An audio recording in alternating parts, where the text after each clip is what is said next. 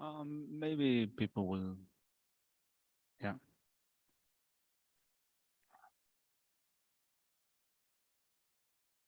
All right. Good morning.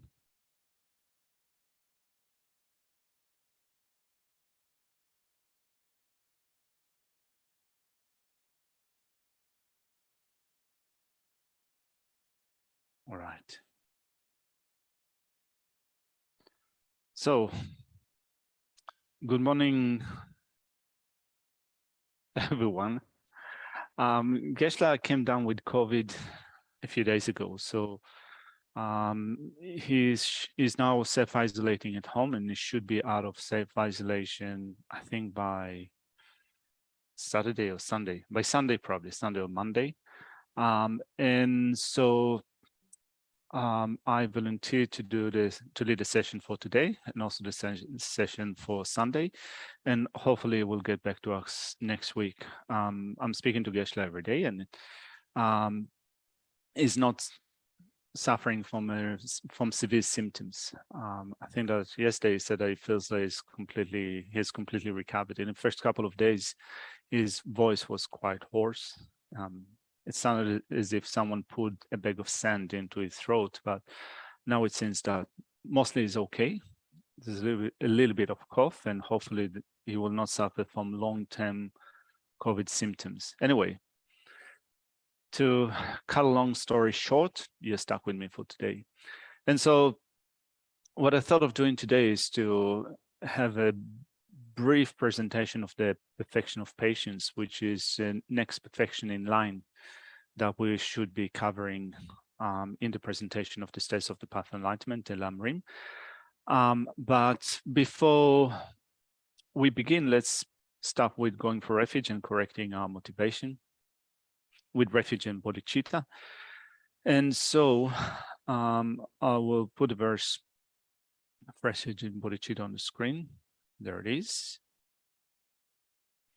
And at least for this session, we can say it in English rather than reciting it in Tibetan.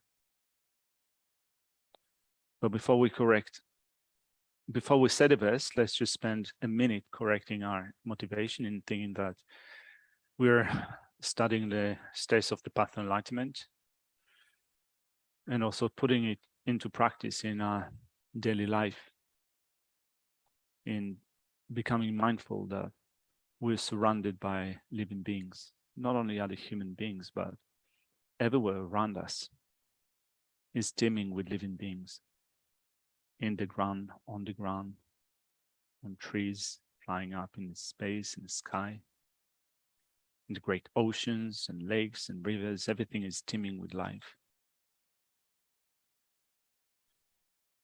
And wherever sentient beings exist, there also exists the motivation, the impulse, the drive to be happy, to be safe, to be protected, to be free from pain and danger and fear, to enjoy long-lasting happiness and satisfaction. So whatever we do, right from the time that we wake up in the morning to the time that we go to bed, and even in our dreams, everything is moved and driven by this wish for well-being and happiness, and the wish to avoid suffering and pain. And so in our mind, we call upon all living beings, think that they're all around us, as far as the eye can see. In front of us, at the back, right and left, above and below. They're just like us, seeking happiness and well-being and wanting to be free from suffering and pain. And we have the ability to not only achieve that for ourselves, but also to repay the kindness of Mother Sentient beings who have helped us in this and previous lifetimes in various ways. And even if they haven't had the thought to help us directly, still by producing our food and clothing and products that we use and contributing in other ways, we enjoy the fruits of the hard labor. So we think that I want to repay the kindness of others. The best way to do it would be to attain the state of enlightenment, to develop the knowledge of the disposition of others, the mentalities, the history, the biography, the cultural conditioning, to know what teachings, what advice would be most suited to them. And so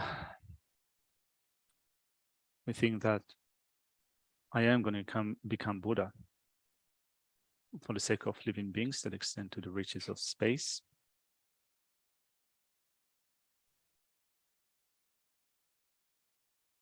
And I'm going to embody the Dhamma, the Mahayana Dhamma, true paths and true cessations of the Mahayana. And also become a Mahayana Arya, a true Sangha. First off, I'm going to become Arya Bodhisattva, and then I'm going to become an Arya Buddha, leading others to the state of enlightenment. So we think that the Buddha is also in the space in front of us, embodying all the Dhamma, the Hinayana Dhamma, the Mahayana Dhamma, many in the form of true paths and true cessation in his mind stream, surrounded by Arya Bodhisattvas and all of our spiritual teachers, His Holiness Dalai Lama and Kyabje Lama Sopa Rinpoche, and other teachers that we've been following. And so we think that I'm going to go for refuge to the Buddha, the Dhamma, and the Sangha, in order for myself to become Buddha, in order for myself to embody the Mahayana Dhamma, and to embody the Sangha for the sake of all sentient beings. I'll go for refuge until I'm enlightened to the Buddha, the Dhamma, and the Supreme Assembly. By the merits I create through listening to the teachings, may I become a Buddha in order to benefit all sentient beings.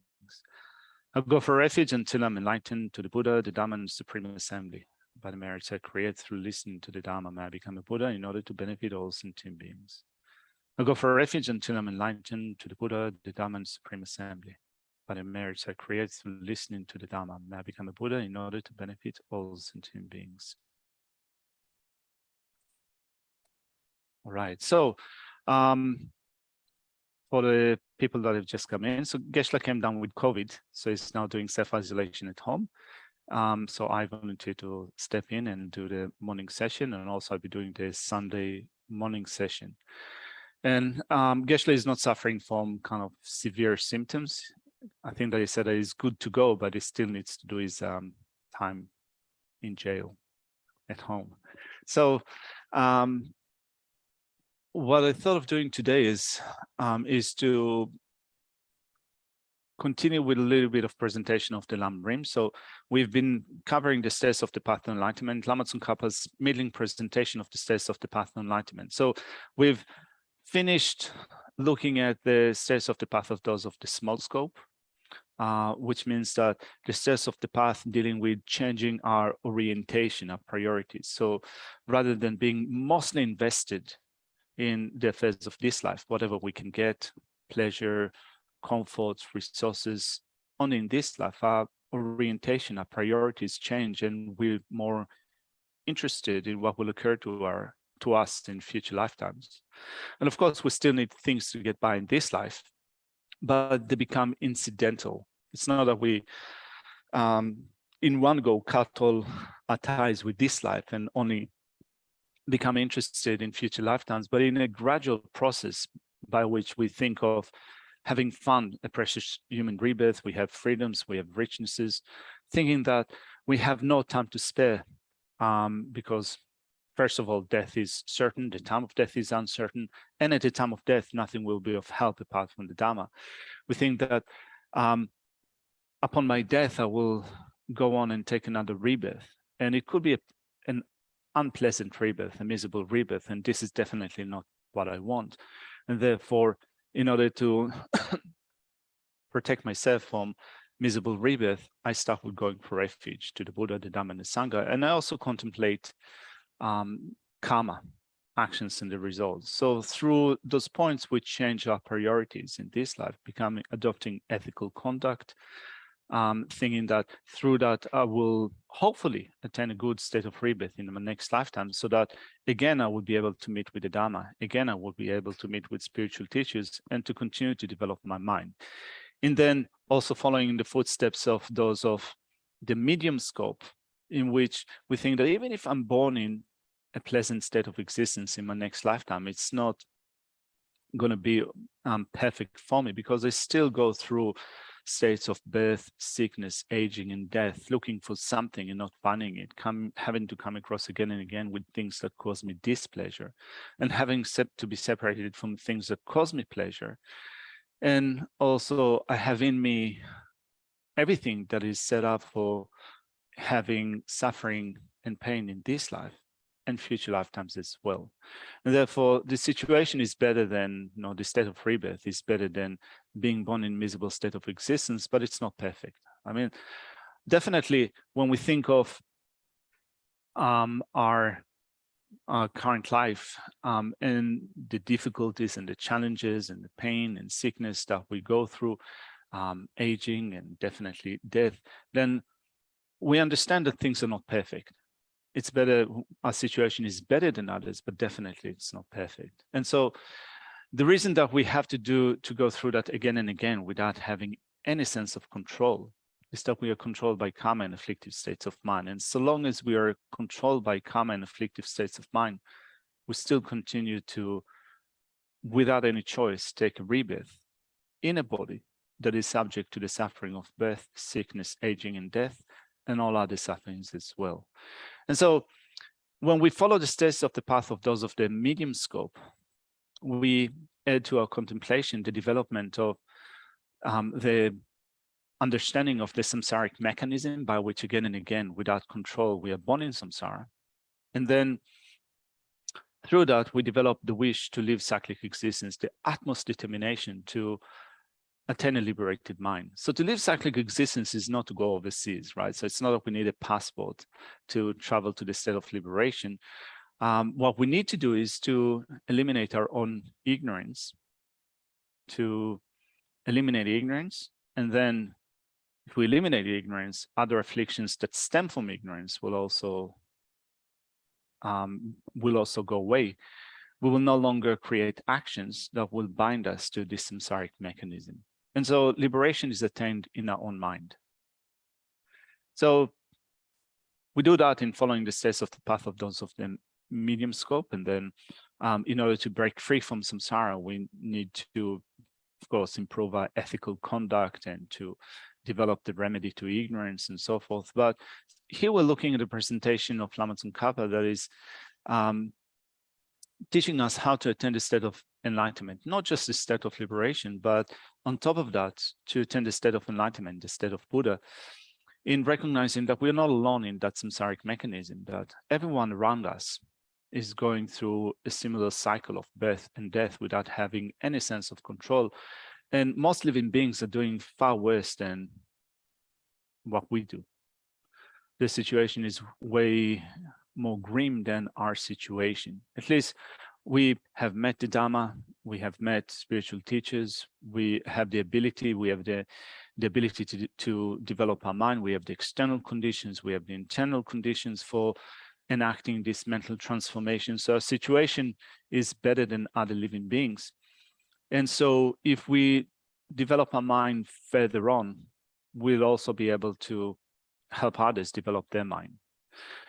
In a final sense, if we ourselves become Buddhas in eliminating all of the things that obscure our mind, first of all, afflictive states of mind, but also cognitive obscurations, the imprints of ignorance, which prevents us from knowing everything that can be known. If we have absolute knowledge of everything, we'd be able to provide better help to others. And the particular knowledge, the specific knowledge that we want to develop is the disposition of others, to know what ticks them, what is suitable to them, what advice to give them. If there is something short-term that we can do for others in order to bring a greater long-term benefit to them, what would be helpful to them on the long term, how we can lead them to the state of liberation and then to the state of enlightenment. All of that knowledge is afforded upon the attainment of the state of Buddhahood. And so we think that for the sake of all living beings, I will become Buddha in order to free them from suffering.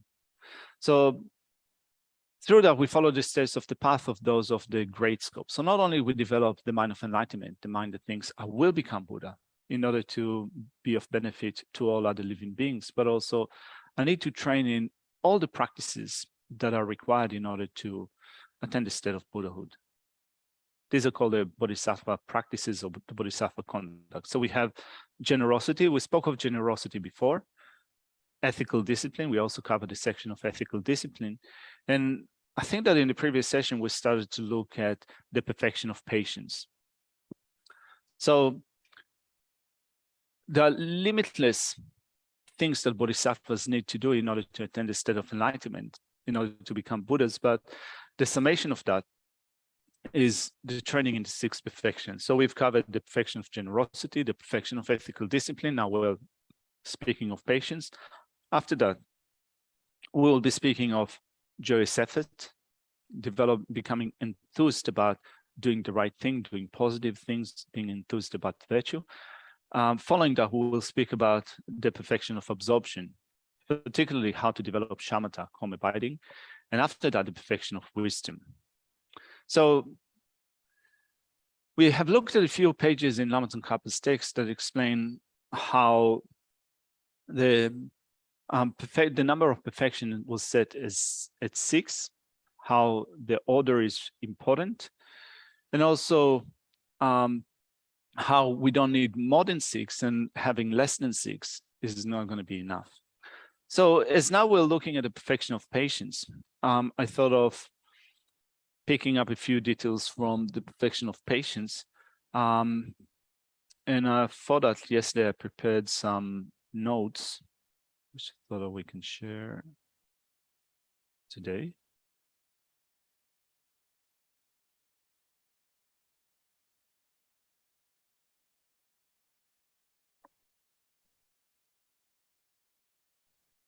So in Lama Tsongkhapa's presentation of the states of the path of enlightenment, he gives an explanation of what patience is.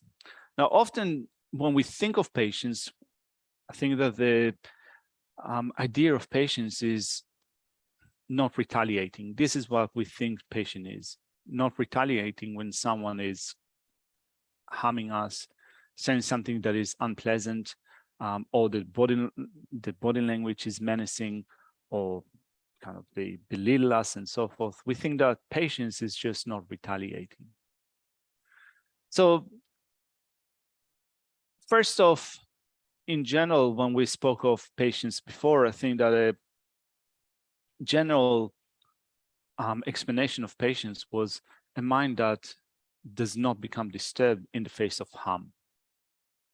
So keeping the mind balanced, not allowing things to get to us, not allowing mental disturbance to occur. This is what the meaning of patience. So it's pretty hard, isn't it? Something happens and we immediately respond to that because we're used to responding to such situations in a particular way.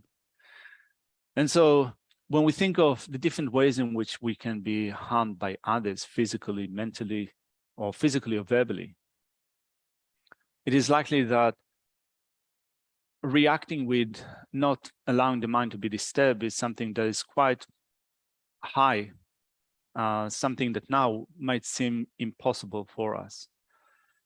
Someone says something slight that could be condescending or could be hurtful. And even if we manage to keep the mind from not going completely out of whack, completely disturbed, there's still some hurt or some injury, some discomfort that we experience when something happens. So it's not that we'll be able to switch it off immediately. We will require many years of practicing patience in using a line of argumentation to reduce the degree of reaction that we have to situations in which we are being harmed. So in general, patience is said to be keeping the mind in a state that is undisturbed in the face of harm. But then when we look at Lama Tsongkhapa's explanation of the perfection of patience, there's more to that. So first of all, it says that when he explains what patience is, it says, it is disregarding harm done to you. In thinking that, for example, it's not a big story, it's not a big deal. Yeah, harm is here. I experience pain, either physical pain or mental pain. I experience physical discomfort or a great mental discomfort. I'm unhappy, my expectations are not met, I'm getting what I do not want, I'm not getting what I want, and so forth. So it's already here, but I'm not going to make a big story out of it. And we will look at different lines of argumentation that we can use in order to prevent the mind from making a big deal, making a big story out of something. So that will come, I guess, in next week when Geshe-la will come out of isolation, and we'll start covering Lama Tsongkhapa's text. But that's the first step of patience, disregarding harm done to you. So the point is that when we disregard harm, it does not mean to say that we do not do anything to prevent that harm. We can take actions to prevent harm. We can take actions to protect ourselves. The point here is that we want to prevent the mind from completely going out of balance. From completely going out of balance, becoming imbalanced, in thinking that the only way for me to move forward is to retaliate or to eliminate my opponents. So that's the first step of patience. And the thing that is incongruous with it is anger, obviously. Anger. And there are different words that we use in English in order to describe that. So we have anger, hostility, resentment, wrath or belligerence, spite, and so forth. All of them are coming under the umbrella of anger, animosity. And so all of these are incompatible with patience that disregards harm done to you. When we feel animosity, hostility, anger, hatred, spite, vengeance, and so forth, all of them are incompatible with disregarding harm that was done to you and thinking that that's not a big deal. I'm not going to make a big story out of it. That's the first step of patience. And I think that often when we think of patience, this is what we think of. This is what patience is. But then here, the presentation of the perfection of patience includes two other types of patience, which have to do with developing a greater sense of forbearance. So let's look at the two other types of patience. So it is, second one is accepting suffering arising in your continuum or in your mind stream. So we can experience pain and suffering caused by others. It could be living beings, but it could also be, let's say, the natural environment. I mean, I get really annoyed when it's hot. I can't help it, but I get completely restless and I get completely irritated when kind of things are not working out for me, at least externally. I feel hot, and then kind of someone says something that is slight, I just kind of lose my shit. Anyway, so there are things, so there's another type of patience in which sufferings, discomfort, pain, sense of malaise, unhappiness that arises from within, not necessarily immediately because someone has done something to us. It could be, for example, when we don't achieve what we want. We have been working on something really hard, putting all our efforts into it, all our heart and mind into accomplishing something. We don't find any success. It could be that we experience pain or sickness that arises from within. So not because someone did something to us, but because this is the nature. This is what samsara is. We experience suffering and pain that arises from within. So here, Lama Tsongkhapa, based on Shantideva's presentation and other presentations as well, says that another type of patience is patience that we cultivate in order to deal with those situations when suffering, pain, discomfort, dissatisfaction arise in our mind stream. And what is incongruous with it is anger But the second one is a loss of courage. So when suffering arises from within, we might become angry, unhappy. But on top of that, what can happen is a loss of courage. And practicing patience, particularly in relation to the second type of the second situation, suffering arises in our mind stream and our continuum.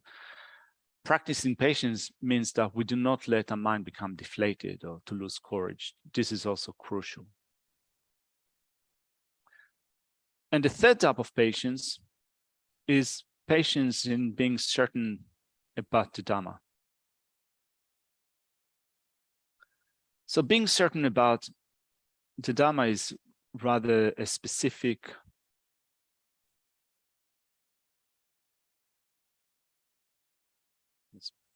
sorry.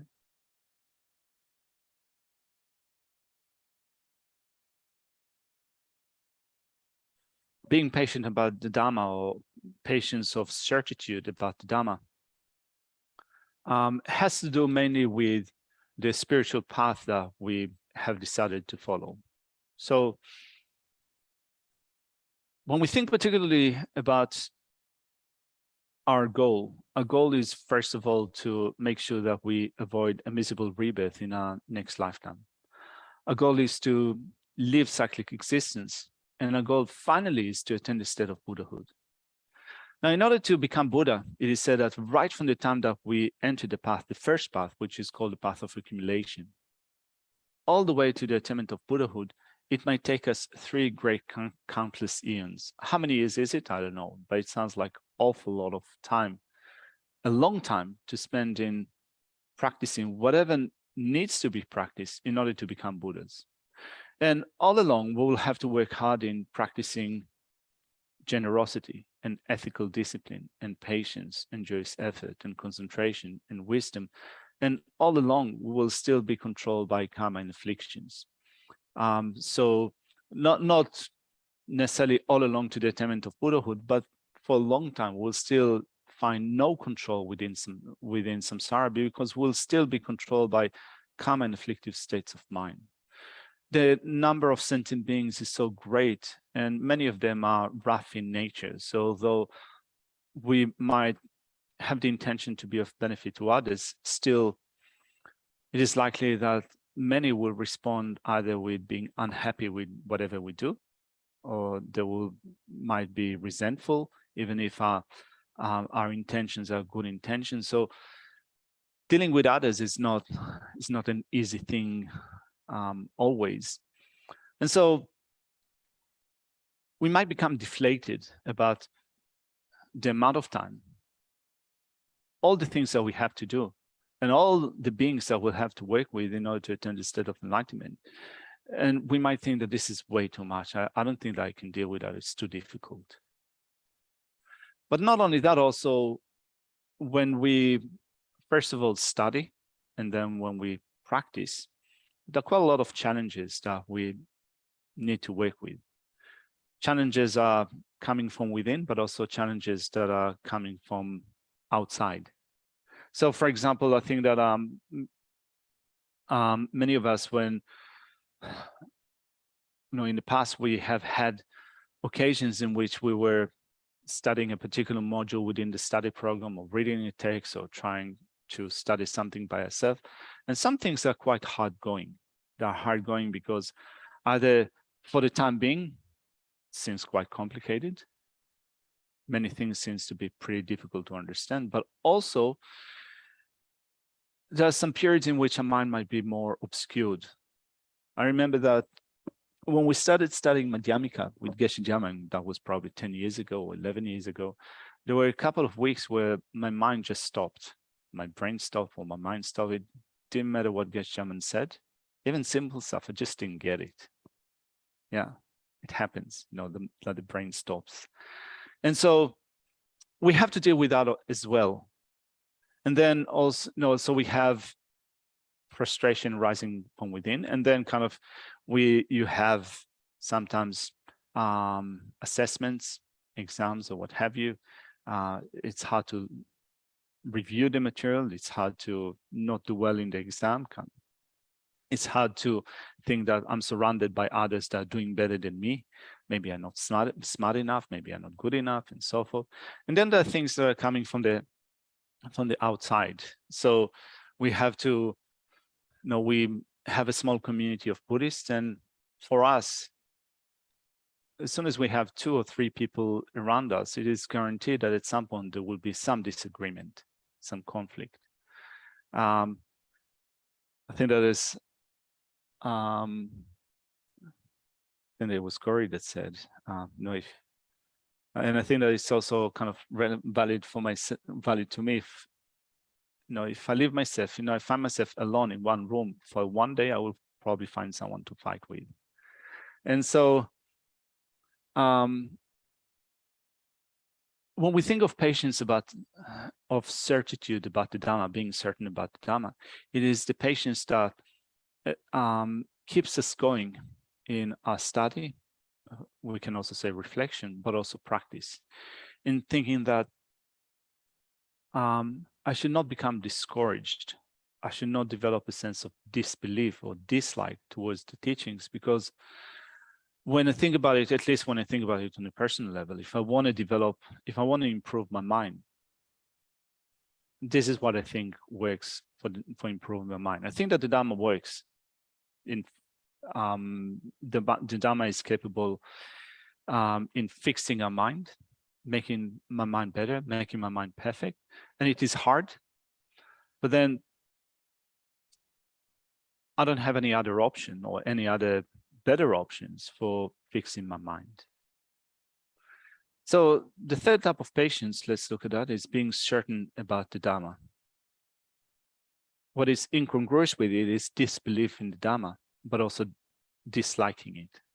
So I think that the third type of patience is probably most really relevant to Dhamma practitioners, but I think that just as well, when we think about it in the context of other traditions or other religions, we can also then think that this presentation of patience is also valid to other traditions. So needless to say that we have disregarding harm done to you, accepting suffering arising in your continuum. You can do it as a practitioner of other religion, other tradition, but also when you practice, let's say, Christianity, Islam, Judaism, or what have you, then you have your own spiritual path. You're completely convinced or trust that this is the right path for you. And you know that sometimes you need to work hard in order to make it work for you.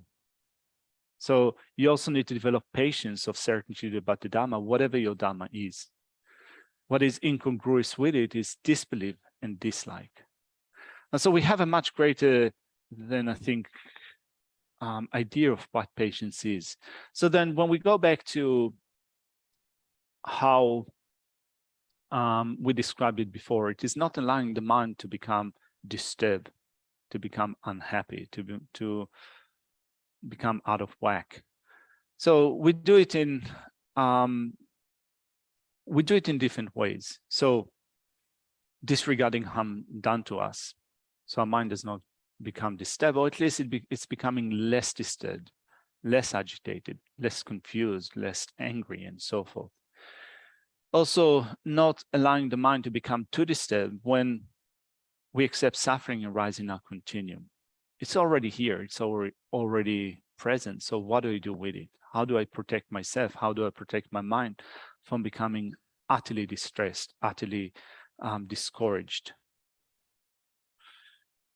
And also not allowing the mind to become disturbed when we become certain about the Dhamma. And there are different levels to becoming certain about the Dhamma. So when we become certain about the Dhamma, we can, in general, become certain of the teachings of the Buddha. But also within the teachings of the Buddha, there are many different things that we become certain of. To begin with, I think that the most basic level is to think of the presentation of karma. So when we then think of, when we develop conviction in karma and we experience difficult situation, then one thing that could be helpful, not always, but it could, is to think that whatever arises for me arises and depends upon cause and conditions that I've created before. So it's not that things befall upon me all of a sudden, unexpectedly, and I should not, I do not deserve that. I've created cause and conditions for doing that before. And therefore, if we recognize also our role or our participation in a certain difficult situation, could be helpful in preventing a mind from becoming too disturbed about it.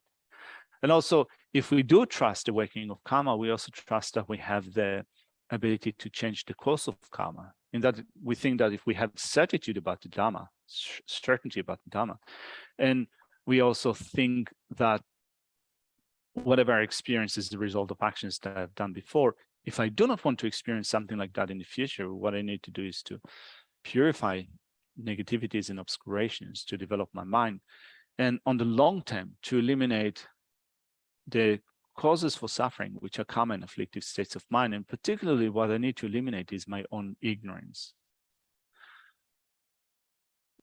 So that's kind of thinking of karma is very, you could say is the foundation level, but also becoming certain about the Dhamma is becoming certain about emptiness. So we experience a certain difficult situation, a horrible situation. And to us, it seems often that those horrible situations exist objectively. They exist inherently. They exist in and of themselves, and we have no ability to change them, or no ability to do anything about it. There are situations that we are powerless, in which we are powerless, we cannot do much to change them, but there are many things that we can do in order to either contribute to a certain situation, make it better, or at least prevent the mind from becoming disturbed about it. And so when we think about it in relation to emptiness, in recognizing that things do not exist objectively, they exist subjectively, in that they're imputed by a mind, by language and conceptions, and this imputation process is a one-sided process. Things don't exist from the on-side. Again, we become certain, therefore, that if things do not exist objectively, they exist and depends upon cause and conditions. They exist and depends upon their parts. They exist and depends upon their basis. And so there is a room for movement, for transformation, for change, if we want to do something about this situation. And so then this is the third type of patience that we use in order to prevent a mind from becoming disturbed about a certain situation. So practicing patience in general is not allowing the mind to become disturbed. So this practice is not, although it is presented in the steps of the path of those of the great scope, it's not that practicing patience is only a practice of bodhisattvas. So when we look at the presentation that we find in scripture, and here in this tradition, the Tibetan tradition in general, but more specifically in the Gelug tradition, where we heavily rely upon the teachings of Lama Tsongkhapa, and also, of course, we rely upon the teachings of Shantideva, the presentation of patience is presented in the section of the practices of bodhisattvas. But it's not that only bodhisattvas need to practice patience. When you think about it in relation to the Hinayana, for example, even Hinayanis need to practice all the things that are mentioned in this presentation of patience. They need to practice patience of disregarding harm done to you. They need to practice patience of accepting suffering. And they also need to practice patience of certitude about the Dhamma, being certain about the Dhamma. So if practicing patience is creating this state of mind in which the mind is not disturbed by harm that comes from the outside, that comes from the inside, or difficulties that we experience when we practice the Dhamma, then what makes it the perfection of patience? Well, what makes it the perfection of patience is to prevent the mind from becoming disturbed in thinking that my long-term goal is to attain a state of enlightenment. I am going to practice patience. I'm going to prevent my mind from becoming disturbed, because if my mind does get disturbed, it would be not only incongruous, it's not going to be beneficial to other living beings, but it's also going to be detrimental to my own Buddhahood. So I think that previously we spoke about the order of the perfections, why they were taught in that order. We said that first off, the first perfection that was taught was the perfection of generosity. And so I think that Chandrakirti said that first off, the Buddha taught generosity because sentient beings want to be happy and they want to feel comfortable, particularly when we think of ourselves as human beings. We want to be happy, we want to be comfortable. And most of our happiness and comfort and pleasure and so forth, most of it comes from external facilities, from resources, from not only money, but also things, from beautiful food and smells and tastes and tactile sensations and so forth. And those resources are contingent on generosity. So first off, the Buddha taught generosity, the perfection of generosity, and generosity also helps in reducing miserliness to those external facilities. We're able to give more if we reduce miserliness, if you reduce the tight holding. And then if we do that, we'll find it easier to practice ethical discipline, because the main hindrance to practicing ethical discipline is attachment or desire. That's the main obstruction for practicing ethics. So attachment manifests in many different ways, not only attachment to resources, but also attachment to our own body, attachment to others, attachment to the body of others. Attachment manifests in so many different ways. So if we train a mind in giving, we'd be able to reduce some levels of attachment. It'd be easier than to guard ethical discipline. If we can guard ethical discipline in which we abstain from harming others and the basis of that harm, and we train in ethical discipline, right? So it's not that right from day one, it would be easier to abstain from, it would be very easy to abstain from harming others and the basis of that harm. We train in that. And the more we are able to abstain from harming others, the more we'll be able to prevent the mind from becoming disturbed when we are being harmed by others, or when suffering arises in our own mind stream, or when we develop certitude about the Dhamma. And if we're able then, and particularly when we think of guarding ethical discipline in which we abstain from harming others, even if we abstain from harming others, it does not mean to say that others will abstain from harming us. We might be well-intentioned, we might have our heart and mind in the right place. It does not mean to say that others will not be. Trying to avoid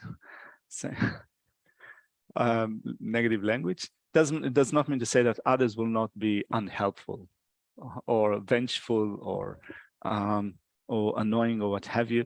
So it is easy, sometimes it is quite easy to get angry or upset or discouraged when you think that I've tried my best, but others are still harming me, they're still being mean to me.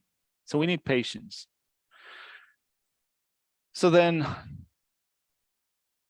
since the first step of patience is patience disregards harm done to you, and what is incongruous with it is anger. And also we get angry, sometimes angry or frustrated when suffering arises in our own mind. I think that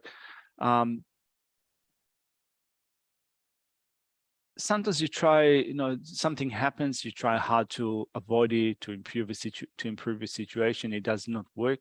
And then you find ways to channel I find ways to channel my anger or irritation. Sometimes we just lash at others, not because they've done something to us, but just because something happens internally and we can't deal with that. So we find an avenue for anger to arise.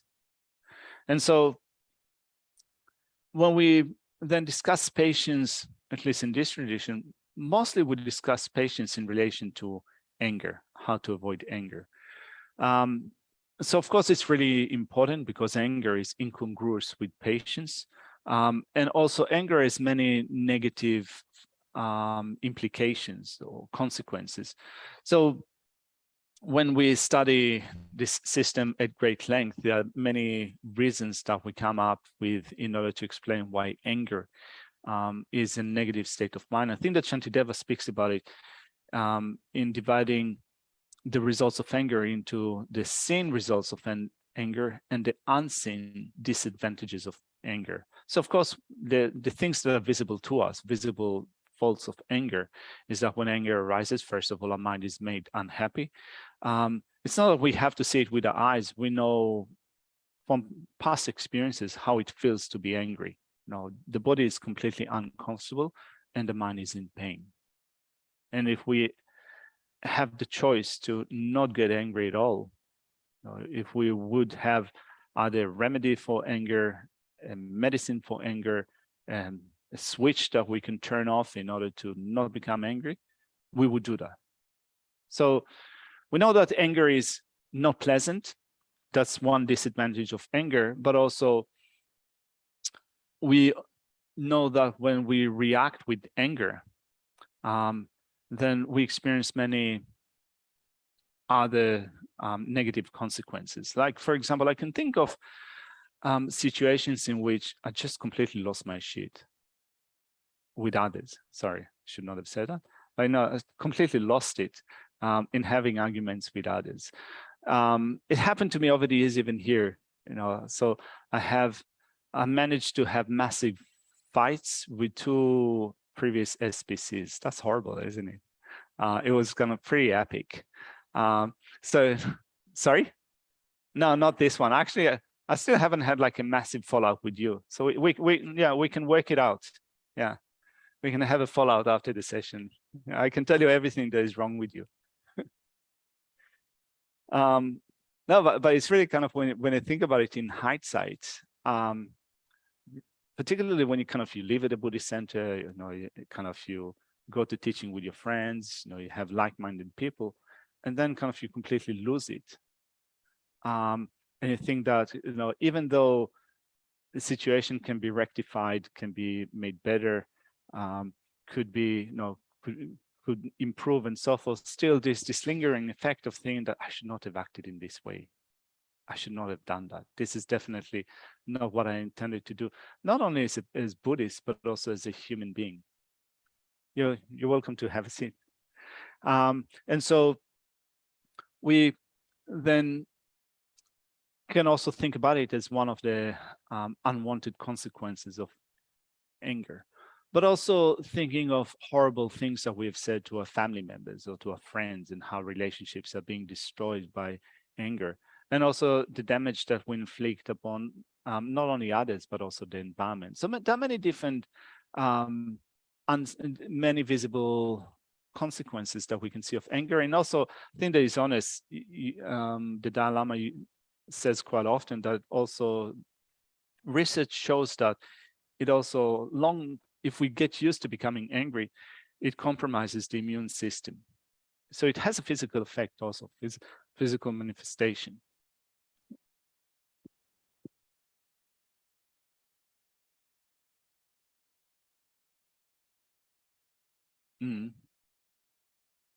Yeah, so if you bottle anger, you become depressed. I think that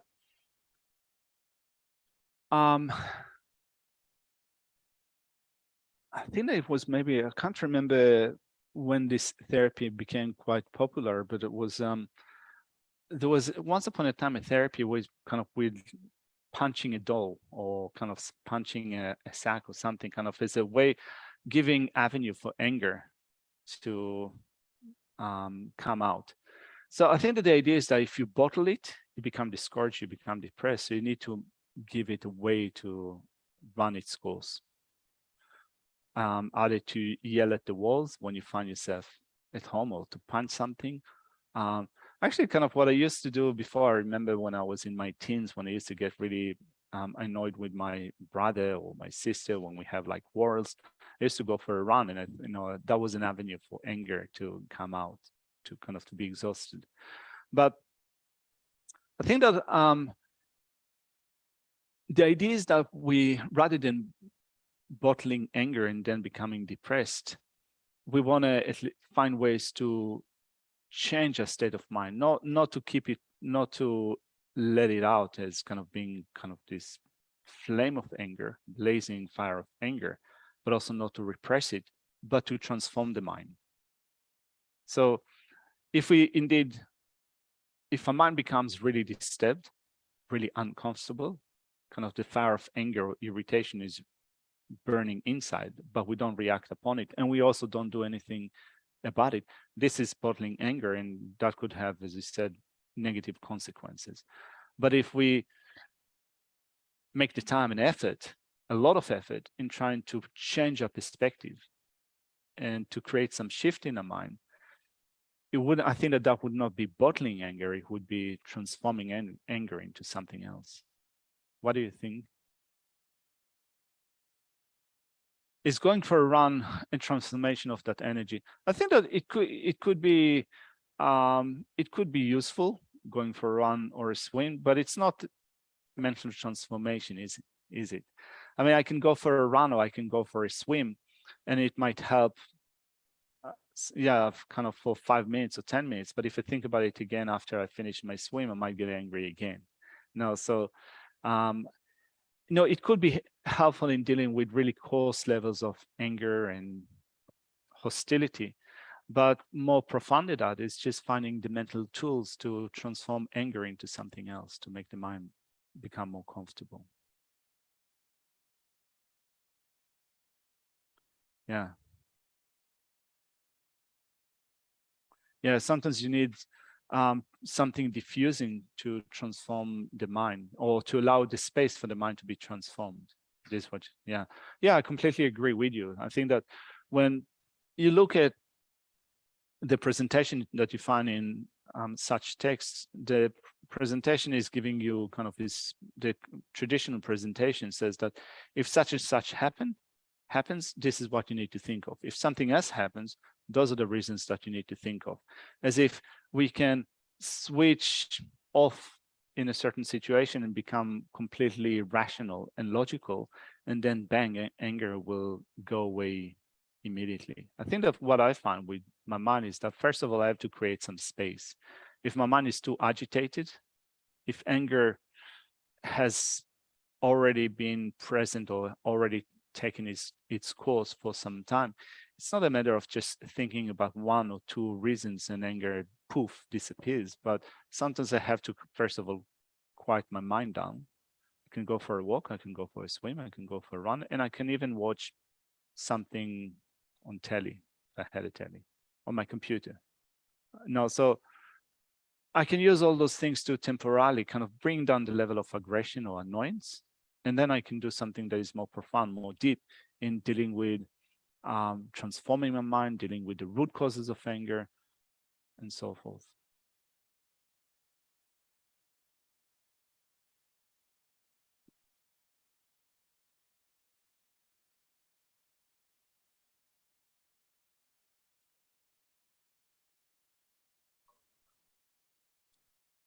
Mm.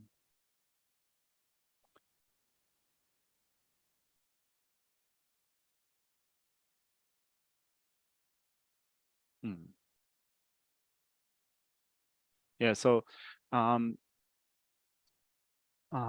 so Paul is saying that even if you don't react upon anger, even if you don't lash at someone else, even if you do not harm them physically, if you bottle anger, it's still anger. Even if you don't act upon it, there's still anger present in your mind.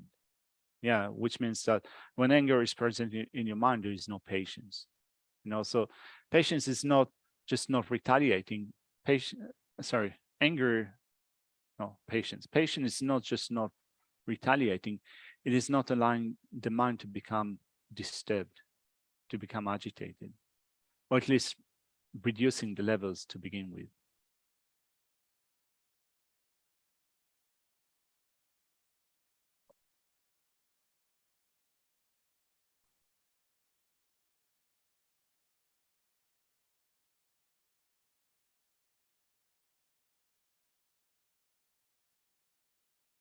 Hmm.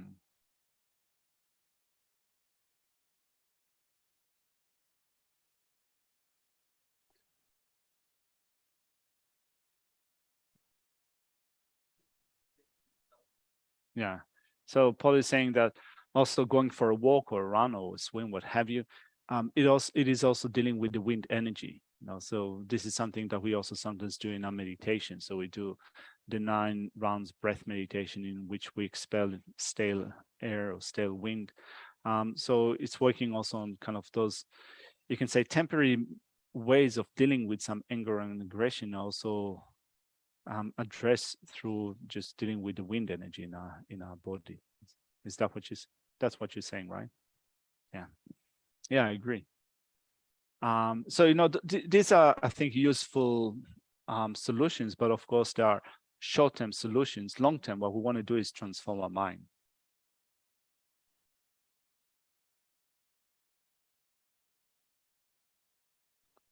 And so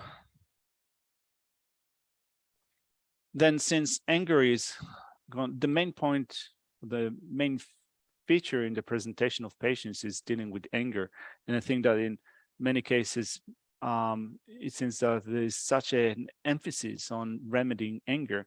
And then I thought of also saying a few words about anger. So when we look at least at the description of anger from the point of view of Buddhist philosophy, anger is malice towards sentient beings, suffering, and phenomena that are sources of suffering.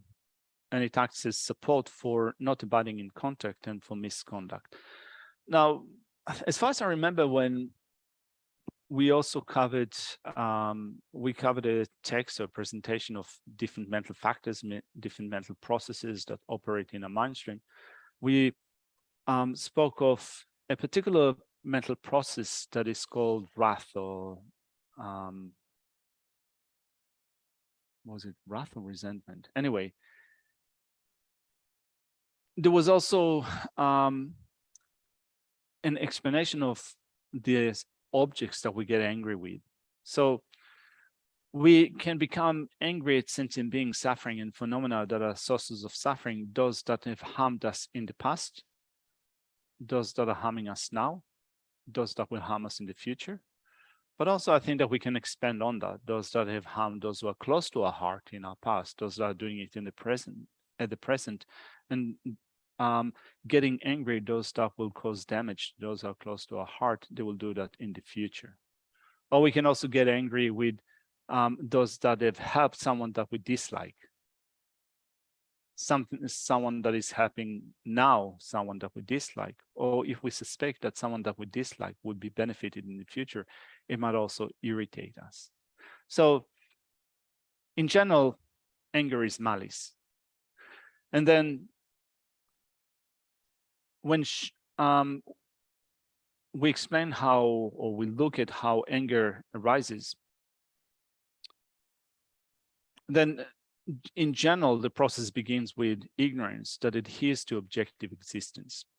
So something happens. That's the first step. Something happens, something that causes you discomfort, something that is causing us pain, or something that we like is being taken away from us. Something that we want is prevented.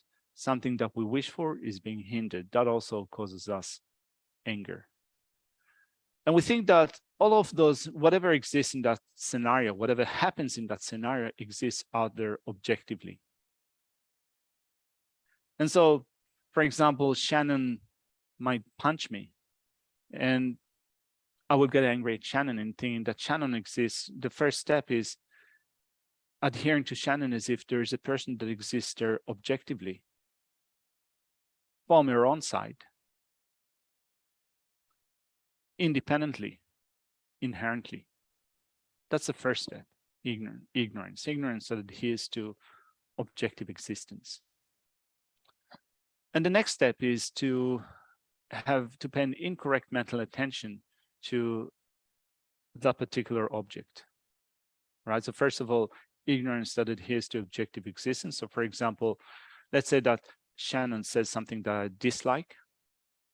And so I first of conceive of Shannon to exist objectively or independently, independently of the way that my mind sees Shannon. She exists out there objectively in and of herself by her own power, like that. And also what she says also exists in and of itself independently, objectively, truly, And then the next step is to pay an incorrect mental attention to it. The incorrect mental attention is involved with exaggeration, for example, of negative faults, negative traits. So first off, I perceive Shannon, for example, to exist independently. And then I add negative qualities to that independently existing person. She's inherently rude. She's inherently evil. She's inherently inconsiderate. She's inherently annoying. All of those things are done by this incorrect mental attention that takes some portion of negative experiences or negative qualities that I see and I enhance them. So if someone can be annoying sometimes, this incorrect mental attention takes them to be always annoying. They've always been annoying. They're always annoying. They will always remain annoying. That person is completely disagreeable with me. And so this process that begins with, first of all, ignorance that adheres to, that completely believes in independent existence, in objective existence. And then the second step is incorrect mental attention. It's not occurring only with anger, it's occurring with all other afflictions, also with attachment. So if you have someone that you really like Shannon, for example. So you see that person and you see that, you see a person that has this appearance of independently existing person, inherently existing person. From the on-side, they exist as that person. And then they have certain portion of good qualities, and an incorrect mental attention exaggerates those positive qualities. So if they had, sometimes we say that if an object has 50% of good qualities, attachment makes it be 100% of positive qualities. And part of those positive qualities, for example, is giving me happiness. So, for example, thinking that another piece of cake will give me pleasure, as if kind of pleasure, 100% pleasure is found within that piece of cake from its own side. So we have, first of all, for example, if I'm attached to a piece of cake, I have a strong desire to a piece of cake. First of all, I see it in my mind, or I see it at the cake, in the cake counter at the cafe. So I see a cake, and it appears to me as an independently existing cake, inherently existing cake. Cake that exists as cake by its own right, from its own side, objectively. And of course, that cake is sweet, and it can cause me some pleasure. So incorrect mental attention exaggerates those positive qualities as if happiness is ingrained within that cake. It's not a reaction that I get in my mind, but my happiness or my pleasure, my elation is found in the cake itself. So that's the incorrect mental attention. It is a wrong consciousness. So in the case of anger, first of all, we pay an incorrect mental attention. Sorry, first of all, we have ignorance that objectifies reality. Then an incorrect mental attention that exaggerates negative qualities. And then malice arises, or anger arises, and wishing to harm that object. So the wish to harm is based upon finding that object to be completely disagreeable, 100% disagreeable, or if not 100%, 90%, 95%, 92.3%.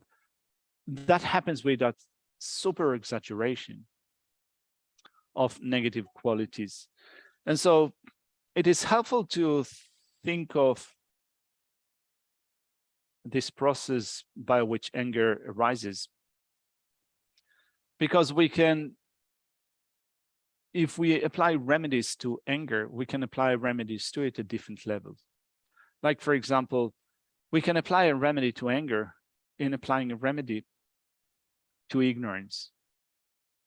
If, for example, I get angry at a certain person, Putin, Trump, or what have you, Scott Morrison here in Australia, or other people, if I get angry at those people, or I have resentment, hostility, I I can think that my mind system in a particular way, my mind system as if they exist completely in and of themselves as disagreeable people, in and of themselves, independently, inherently, as if there is a certain person that exists out there. And even if I do not think of this person, I do not know this person, they will still be there as they are. And that attitude is ignorance of grasping at objective existence. So I can deal with that. I can first of all start to deal with ignorance, understand that whoever exists, whatever might that person be, they exist not only depends upon cause and conditions and depends upon parts, but also merely imputed as such by consciousness. And if I look for them within the basis of imputation, the body and mind, I will not be able to find them. So if I deal with ignorance, I will also have at least a lesser degree of incorrect mental attention or no incorrect mental attention at all. And thereby I would be able to reduce the levels of anger. So that's one level of dealing with anger, dealing with ignorance. Second level of dealing with anger is changing the incorrect mental attention to something that is more closer to reality. So many of the practices that we take up are dealing with this level of rectifying an incorrect mental attention, making amends. So for example, when we speak about what the remedies are for anger, sometimes we speak of patience, but we also speak of loving kindness, right?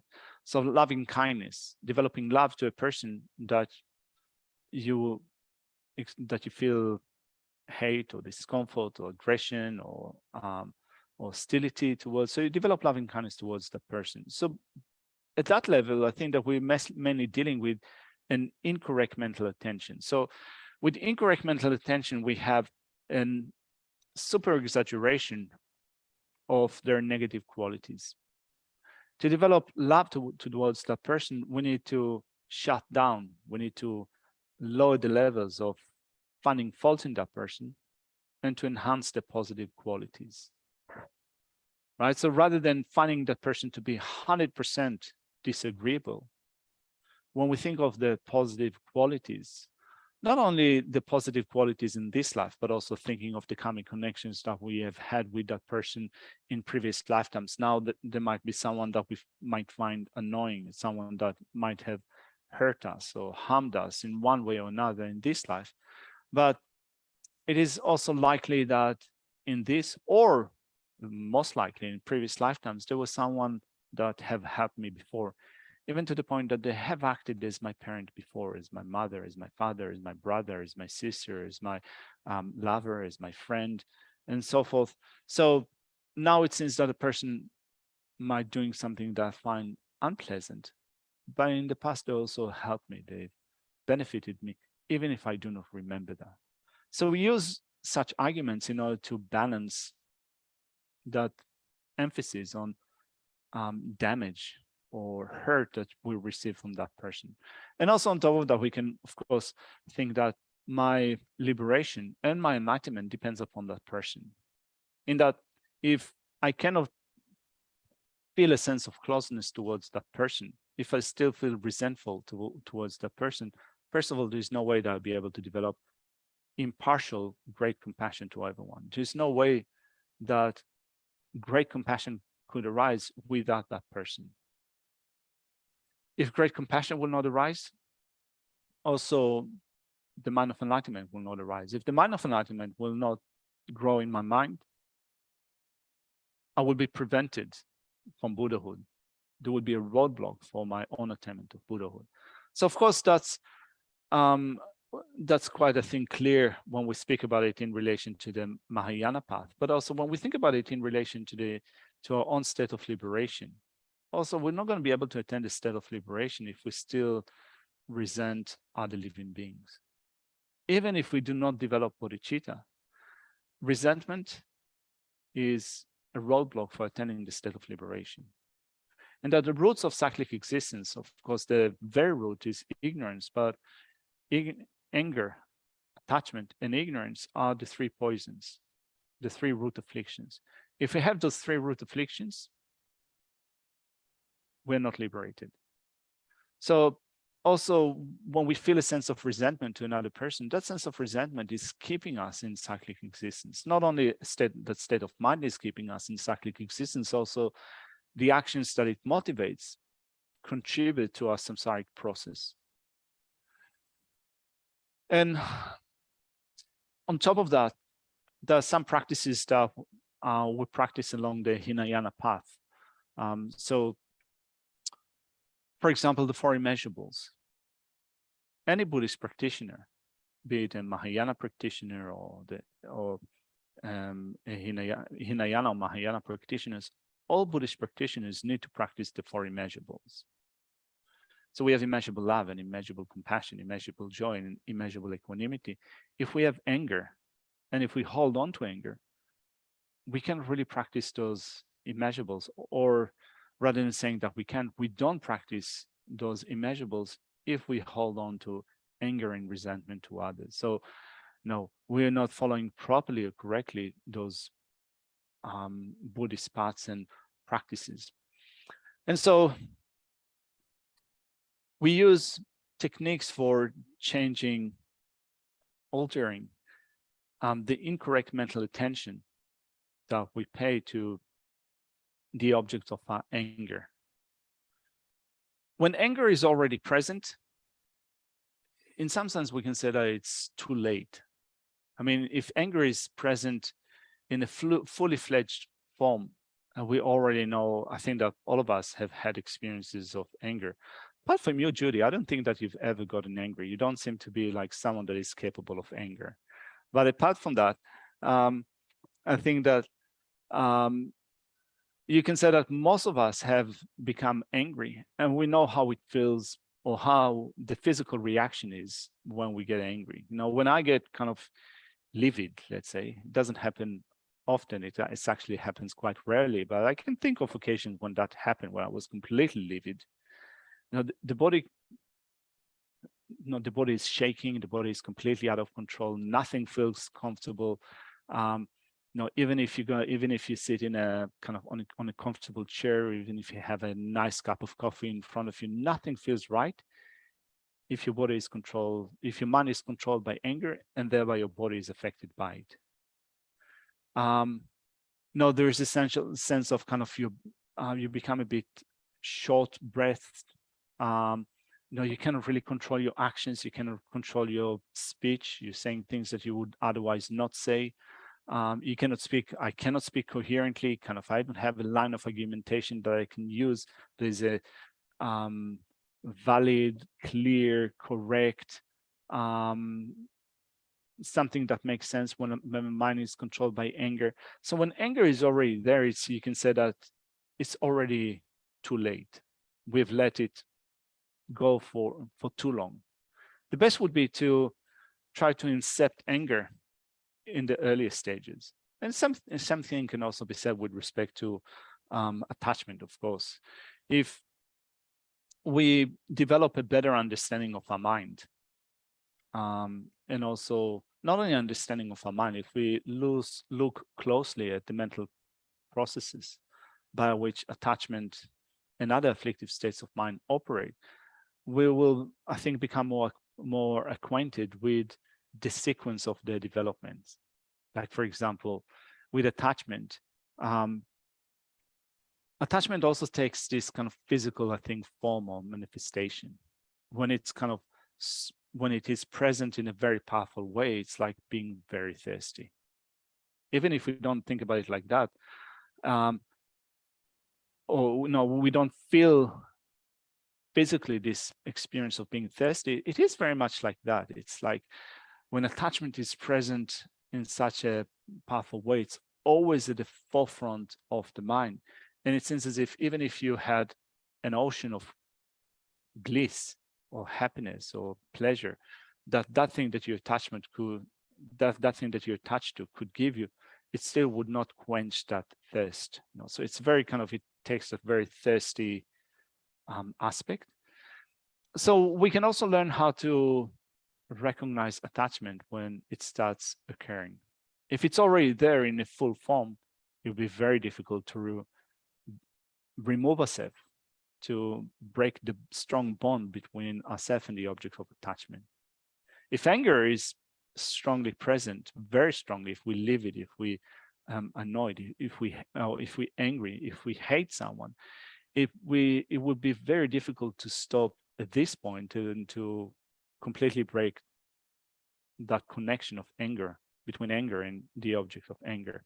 So we want to become more acquainted not only with the defining characteristics of these afflictive states of mind, but also with recognizing the onset of the symptoms of anger, attachment, and so forth, so that when we recognize the onset of the symptoms, at that moment, we'll be able to start changing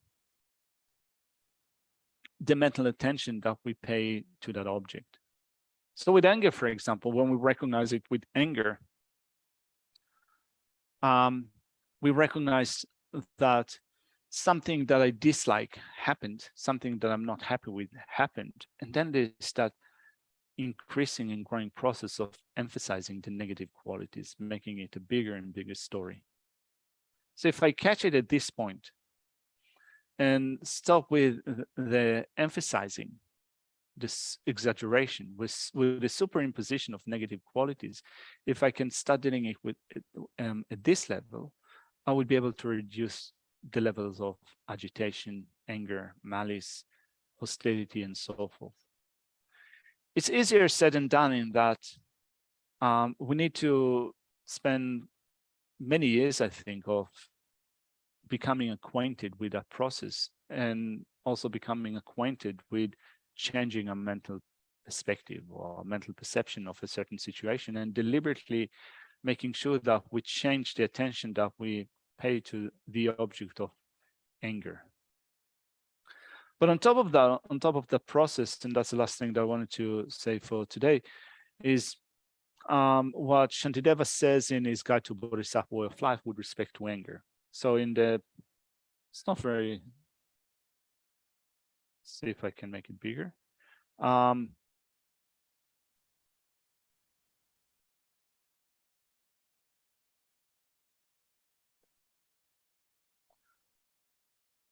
So Shantideva in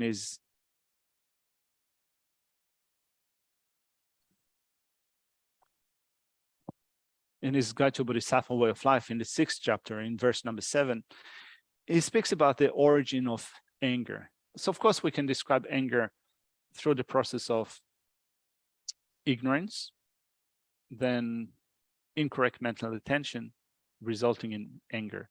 Another way of describing that process is having found the fuel of mental unhappiness in the doing of what I do not wish for, and in hindering what I wish for, hatred develops and destroys me.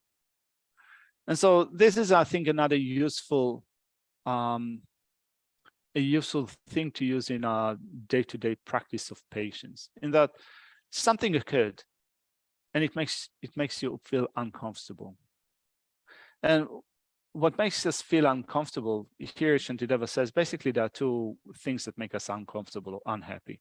Either something that you like is being taken away from you, or you're being, it is being hindered.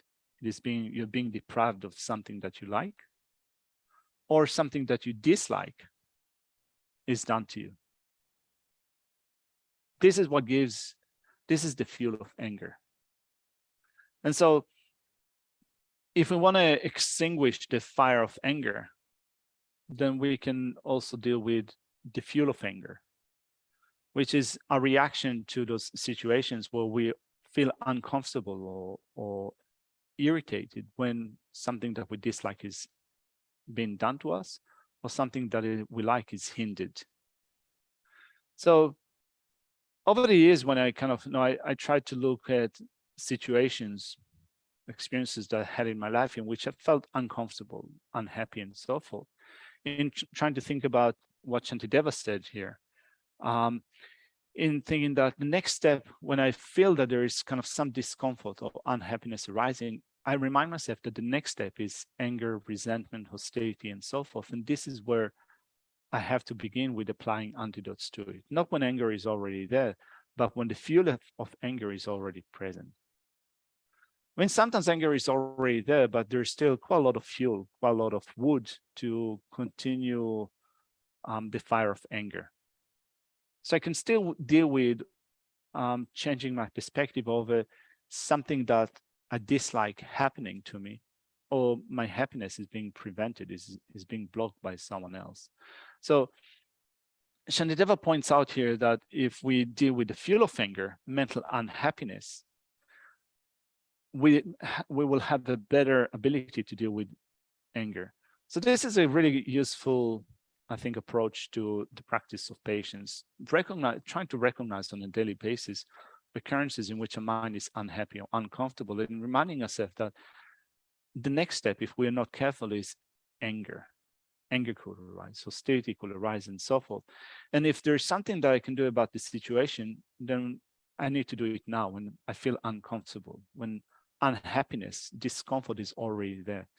And if I don't deal with that situation now when discomfort is there, the next step is anger. So there's a difference between being upset and being angry. So unhappiness, discomfort occur. I can feel unpleasant. There's something unpleasant occurring to me. I can feel that my mind is a bit fragile at the moment. So there's a sense of upset happening, being upset happening, but it does not mean to say that I'm angry, that I have malice towards someone else. So in some sense, it's good to recognize that we're upset at the moment, to do something about being upset before it turns into being angry. Or at least sometimes they coexist together. When I say coexist, the more upset we are, the more angry we are. The more angry we are, the more the mind becomes upset. So they also kind of anger, you can say anger and the fuel of anger could maybe fuel each other. How do you can enhance each other? In the sense that unhappiness is the fuel of anger. But when we become angry, we become more unhappy. When we become more unhappy, we can go even more extreme in anger. So dealing with that mental unhappiness is really important.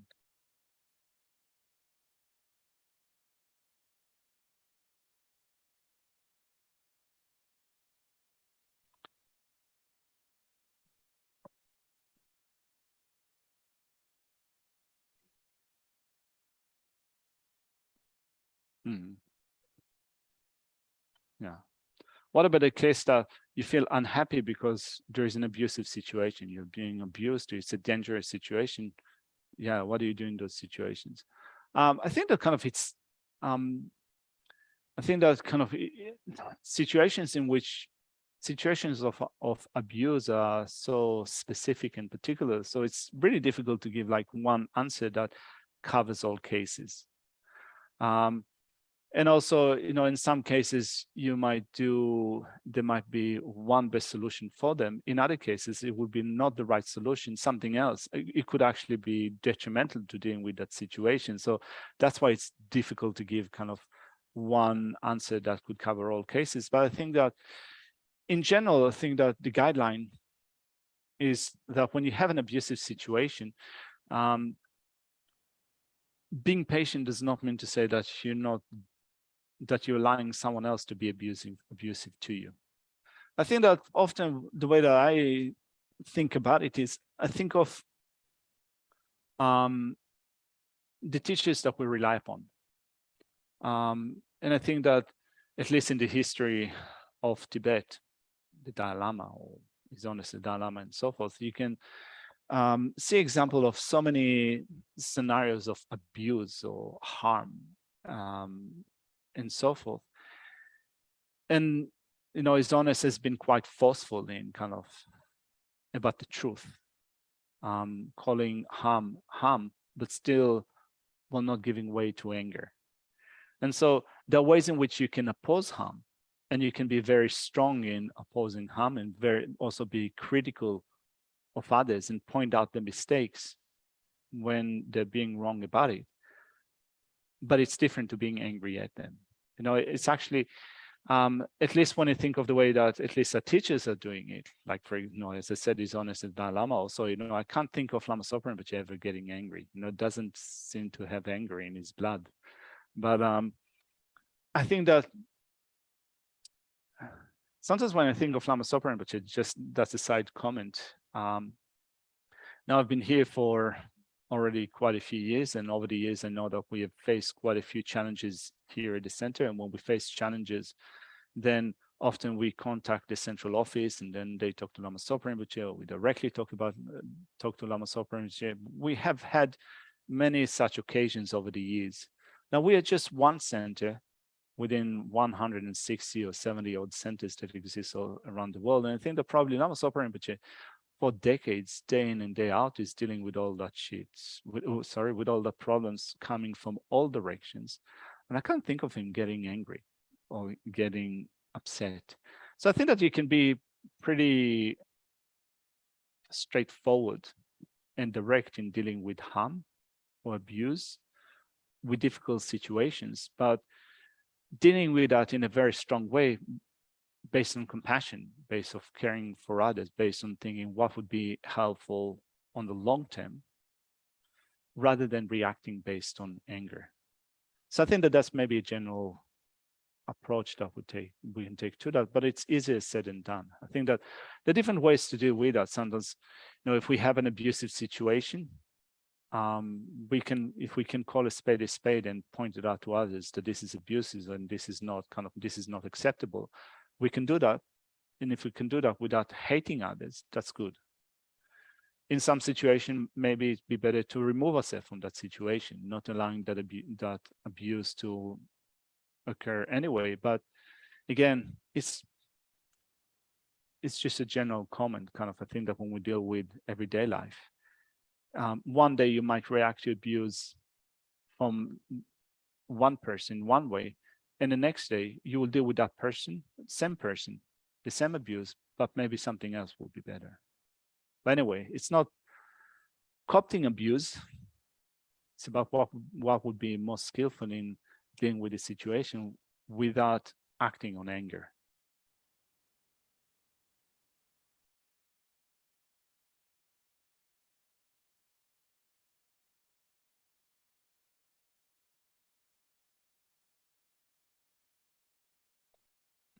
So anger often arises when there is a defense mechanism. As a defense mechanism arises. Yeah, kind of. I think that this is also when we call anger a defense mechanism, I think that first of all, we're habituated to react to a situation of harm, abuse with anger. So we are all used to it. We've been accustomed to it for such a long time throughout so many rebirths. So that's a default mechanism. Now, calling it a defense mechanism is something that we used to speak of anger in that way, that anger or hatred is here to protect me. Attachment is here to give me pleasure. So both of them are helping me because anger protects me from something. So first of all, I think that we can say that when something happens, we react to it with anger. And with anger, we might stop the abuse. But I think that the idea that anger is protecting us, I think that that's a misconception, at least from Buddhist perspective. We can, first of all, stop abuse without anger. That's one thing. But also, anger has its own detrimental effects. So is it really helpful? In that, first of all, anger keeps us in cyclic existence. Anger is causing us to behave negatively, thereby creating unhappiness in this life and also unhappiness in future lives. And also anger habituates our mind with more anger. And so you can say that short-term, there is that idea that anger is here to protect me, it is helping me, but is it really the case? We used to think about it like that anger is a defense mechanism, but I wonder if it's more like this is the story that we tell ourselves, whereas it's actually anger is harming us, it's not protecting us.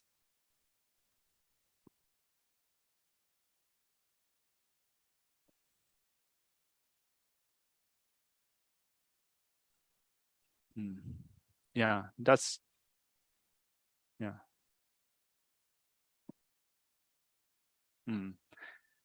Yeah, so the verse that you mentioned is found in the, I think that it's the 10th verse in the 6th chapter.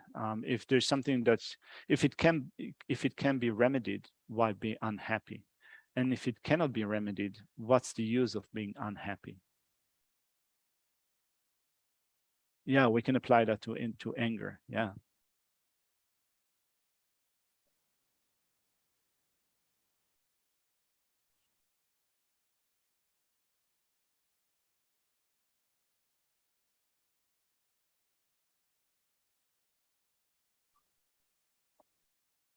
Mm.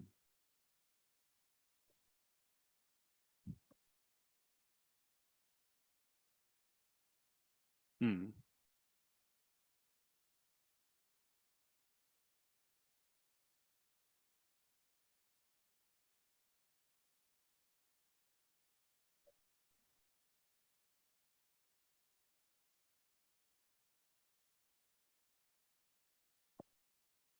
Mm.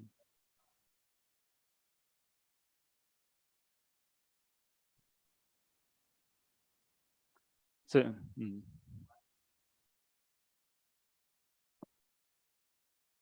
so you're saying that, I'm repeating it for the people at home. So you're saying that even the term patience in English, at least, the translation of the equivalent term in Tibetan or in the original source and in Indian language seems to be quite limited, because we take patience to be not getting irritated, for example, when someone cut us in line, when we stand in line for 5 minutes, or yeah, even if no one is cutting us off, just kind of not being able to bear with that situation.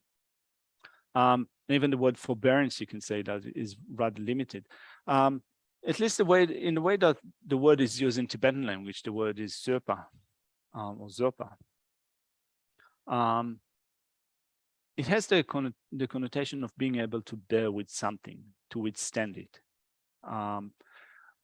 So in English, sometimes we call it patience, but as you said, patience is rather limited in that we take patience to be not reacting to a certain situation when someone is doing something to us from the outside.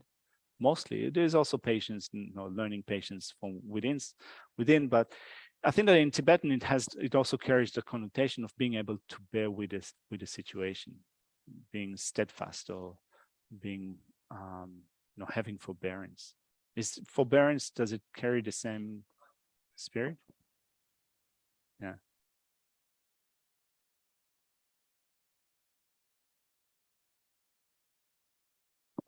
Yeah, culturally it's not even the norm. Yeah. Yeah. It's quite awkward kind of when you think of a school situation or a family situation where people are having an argument or a fight. When you say, don't do it, practice forbearance. Sounds pretty awkward, isn't it? Rather than saying be patient, practice forbearance. Sounds overly religious. Anyway, it seems that we're over time. We have to leave it here for now. I apologize for going over time. Let's finish our session with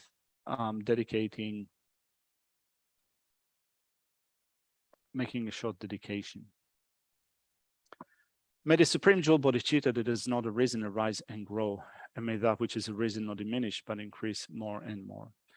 Due to the merits of these virtuous actions, may quickly attain the state of a Guru Buddha and lead all living beings without exception into that enlightened state.